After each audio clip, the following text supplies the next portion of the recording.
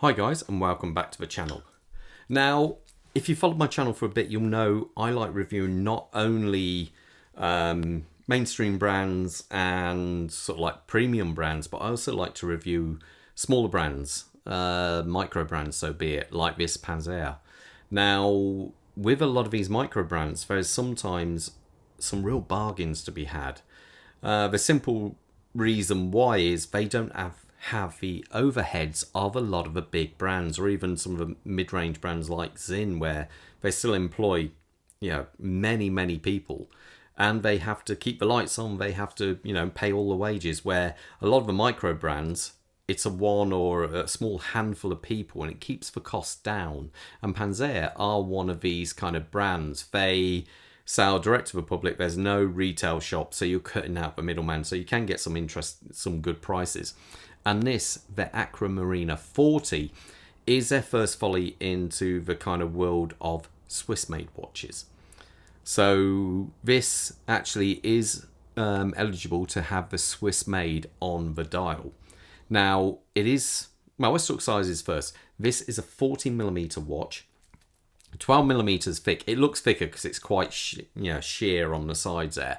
The lug to lug of 48mm and a bracelet size of 22mm. Now it's available in a few different kind of color variants as well. I think it's a white dial, black dial, rubber strap, metal bracelet, and so forth. Obviously, we've gone for the metal bracelet here, and it's also available in a larger case size. I think it's 45. So, and there's also a chrono coming out now. Money wise, what we're talking for this here is, I think it's £965, I believe, but they're one of these brands which always seem to have an offer on. So at the moment, I believe you can pick this up almost like 40% less than that. So for those kind of prices, you're getting a Swiss made watch, quite a substantial Swiss made watch really. It's got a fair old heft to it, and it can start to make sense when you're looking at these prices. Now, the dial, I say on this, we have this lovely kind of blue dial on there, but as I say, it is available in different options. We do actually have applied hour markers, and these hour markers are full of lume, as too are these very distinctive kind of looking hour and minute hands, and I think they are really quite cool. I do like these hands a lot. I think they really kind of like pop, and especially that yellow there, the yellow of the second hand, because you do have these little yellow markers in at the what you call it, 60, 15, 30 and 45 and so on, and I think it really does look quite cool for that. It's got a bit of depth because you've got this nice chapter ring going on with a nice slope leading down to the dial. Now it has got the date over here at the 3 o'clock position. Now as we look round, you've got a nice sweep to the hand, because this is a proper 8 beats per second movement going on in here. It's not your typical just will bang a Seiko movement there. This actually does have a Swiss movement inside. So anyway, we have a sapphire crystal with AR coating there. As we come past the bezel, it's got this brush and polish work going on there. It's perfectly okay. You've got a little bit of royal oak kind of thing going on with the sides on there. Obviously polishing along the sides. We do have polishing also around here. It's possibly, for me, maybe a little bit too much polish work going on the sides here. I personally would probably brush some of this, or even brush the sides there. So that might be something to look at in the future. Now, the crown is a big old chunky affair on this, and it's kind of nice for it because it matches the dimensions of the actual watch. It's knurled, so you can unscrew it with no problem at all. So as you can see there, boom, and it comes out. It's a little bit gritty, but goes in perfectly okay.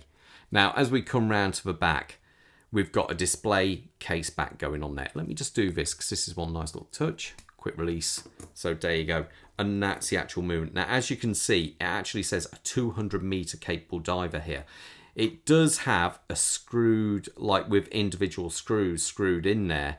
And at the back there, you can see their movement. Now, the movement in this, I put it on the time grapher, and I was pleasantly surprised. This watch was pulling around about, I think it was +4, seconds or so, which actually puts it into those kind of chronometer specs. Now, I've had this on my wrist for a bit now, and I've been finding it coming at around about +5 seconds a day, and no problem there. The actual movement is a Landeron Owl 24. Now, that is a direct kind of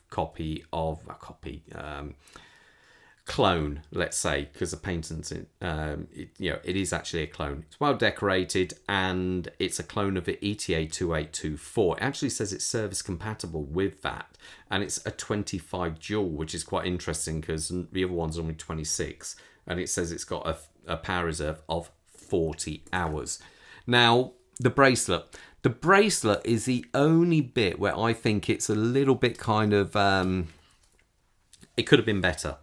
But obviously, the price point you're looking at, technically there's nothing wrong with it, but it just doesn't feel kind of good. What I've been wearing it on is this. Now, this is a Strapcode Super Engineer, and it suits this watch no end. It really does look good on this watch, partly because it's got a real solid heft to it, and this matches that solid heft kind of feeling. So I really like this bracelet on this watch. Now, overall, you have to say to yourself, is it worth it? Is this a watch which, you could buy? I think if you're paying around about around about £550, if you can get the discounts, then I think this watch is an absolute no-brainer.